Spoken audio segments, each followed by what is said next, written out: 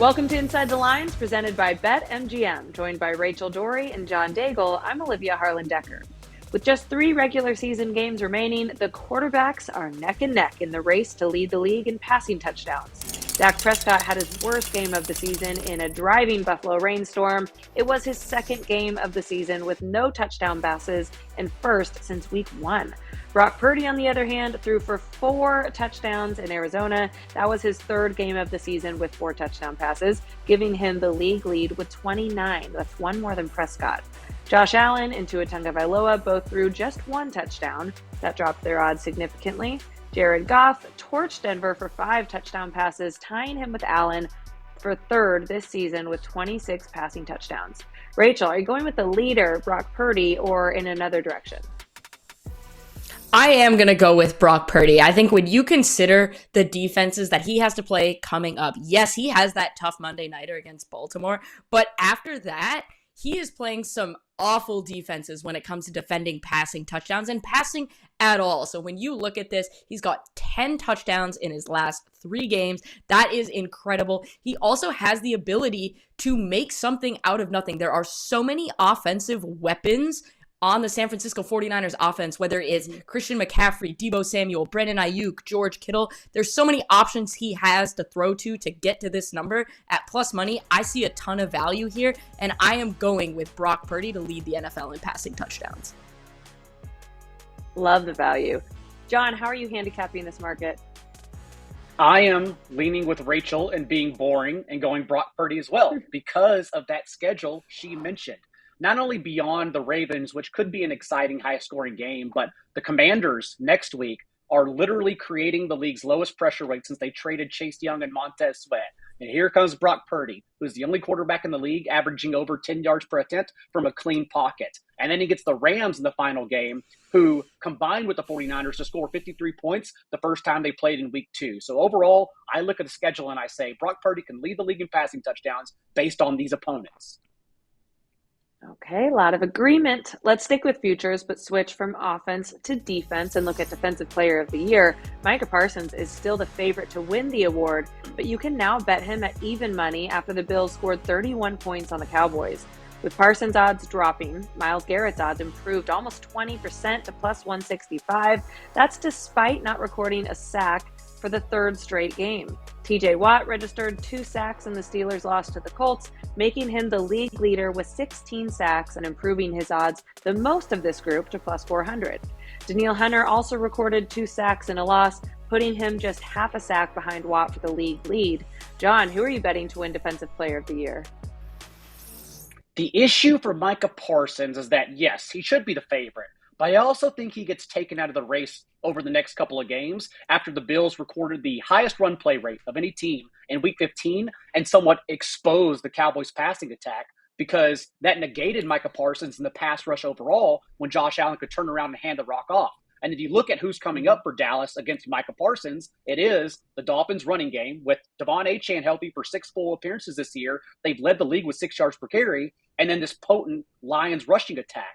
And so to me, I go to the next man up, and that's Myles Garrett, because the Browns are competing for a playoff spot. And if they sneak in, you could at least argue that Garrett has been the most important player on both sides of the ball for that team all year long. So I choose Garrett instead.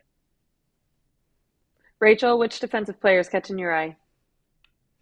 I like the next man up mentality from John. It makes a lot of sense, especially because you can argue that Myles Garrett is the most important player on the Cleveland Browns with what he does. But I am going with TJ Watt here.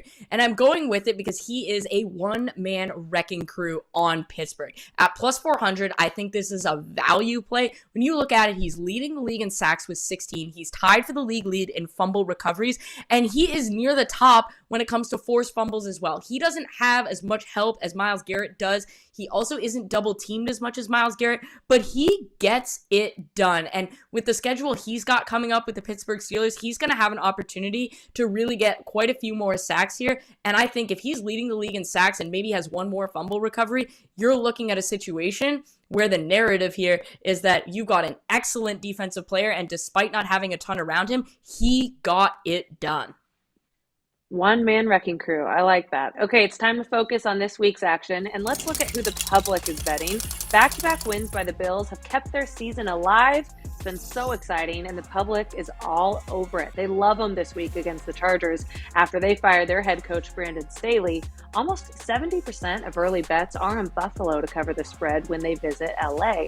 All of this one-sided action has moved the spread, of course, 1.5 points from when it opened. Rachel, are you backing the public and the Bills in this spot?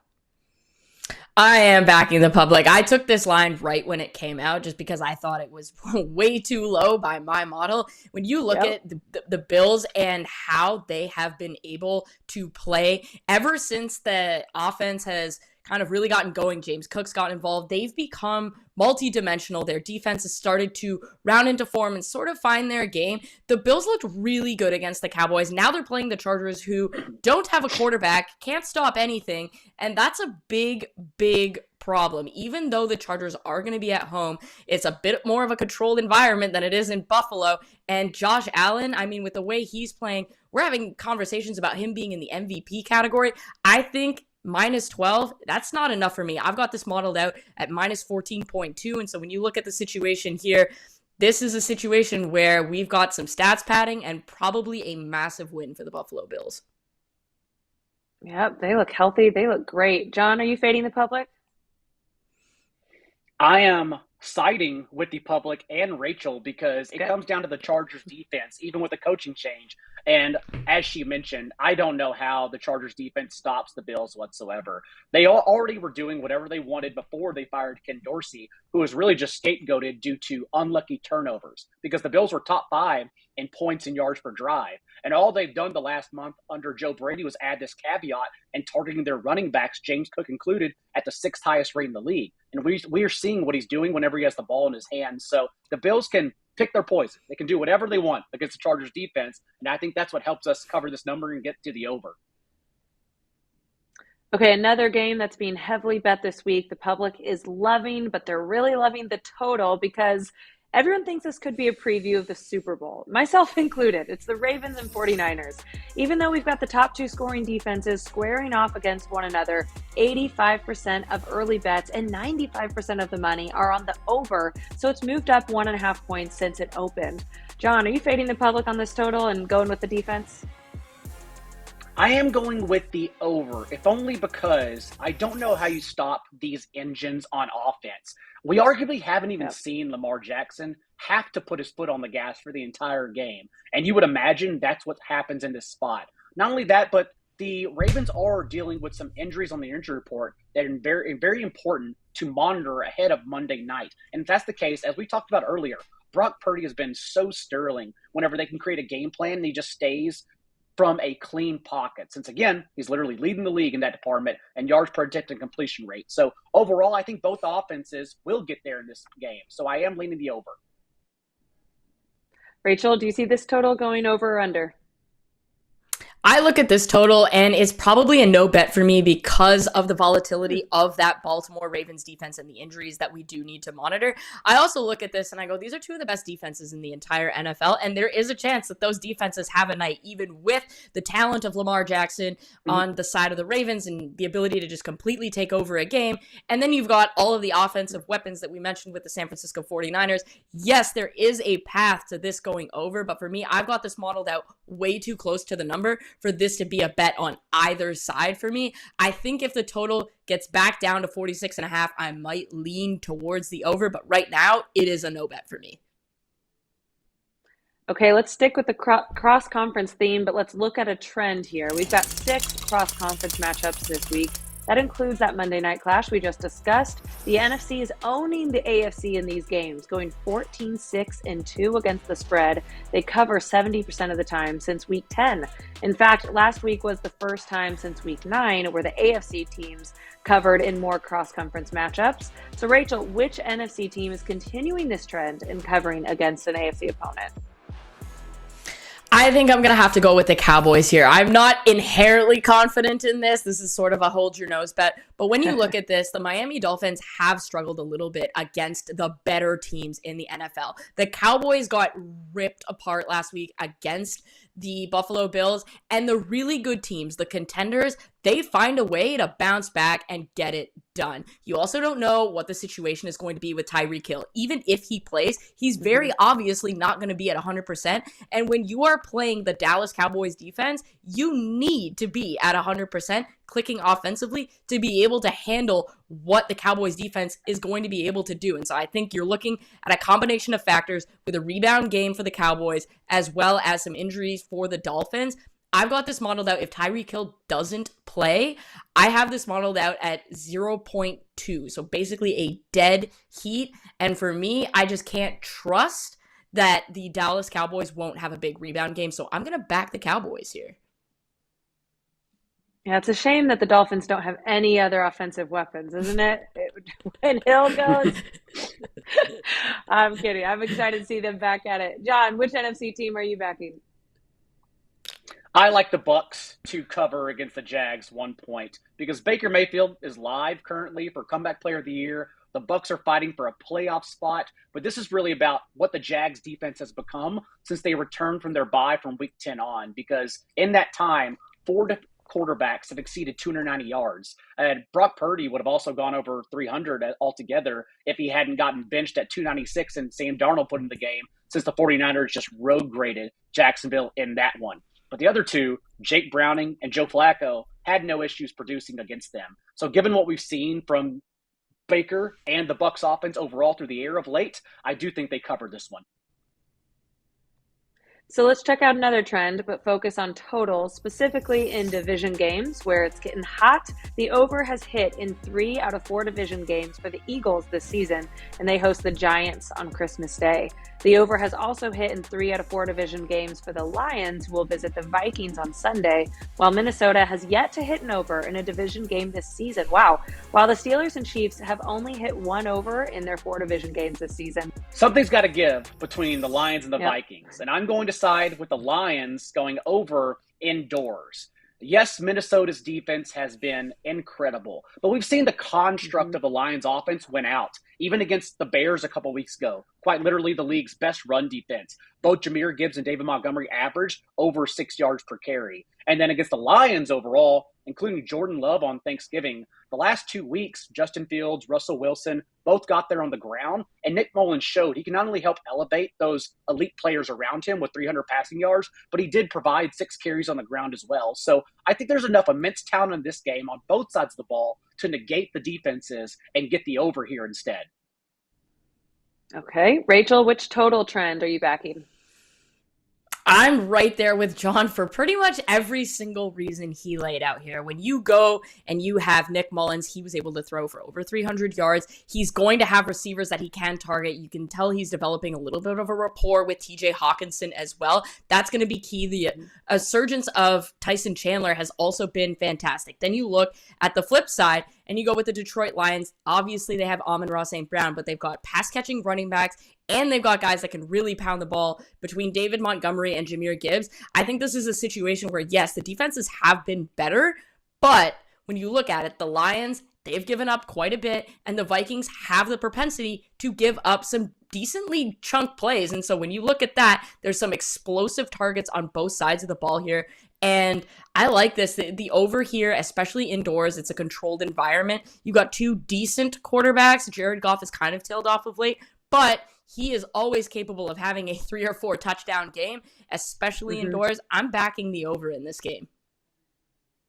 Yep. Lions offense healthy and indoors are looking pretty good. Okay, it's time for primetime props. We're going to share our favorite props from either the Sunday night game or the Monday night game. Rachel, are you eyeing Patriots Broncos or more Ravens 49ers? One of these is a lot more attractive than the other. I think we probably know where I'm going with this one. I'm going to go with Brock Purdy. The CJ Stroud fan club has had to be put on pause for a minute because he's hurt. And so we're in the Brock Purdy fan club now, and I'm going over 1.5 passing TDs here. You are getting him at plus money. And quite frankly, yes, the Ravens defense has been really good, but there are just too many weapons for Brock Purdy to target here, and I think it's going to be a major, major game, a marquee game. He's going to have the time and space to make his passes, and with the explosiveness of the San Francisco offense, getting this at plus money is a complete no-brainer for me. Is the CJ Stroud fan club still meeting, or are you also in concussion protocol? We're still meeting to discuss this. Okay. But yeah, we're kind of we're questionable, I would say. Sure. Yes. Questionable for Sunday for sure. Okay, John, which prop are you watching in prime time? I'll go to the other side of that matchup because I like Isaiah Likely over 35.5 receiving yards. Not only does he lead the team with a 19% target share without Mark Andrews the last 3 games, so the opportunity is there, but it's equally important the 49ers have ceded this number to tight ends over the last month. Cade Otton reached 49 yards against them in week 11. The Seahawks tight ends room collectively went over 56 yards in back-to-back games, and Trey McBride last week went over 100 himself. So Likely getting all the targets in that potent game. I do like that number a lot. Okay, I like it. Before we wrap up the episode, we're going to give you our blue chip bet, aka our best bet. Anything we love, spread, money line, total, prop, whatever we want. So, John, the floor is yours. What is your blue chip bet?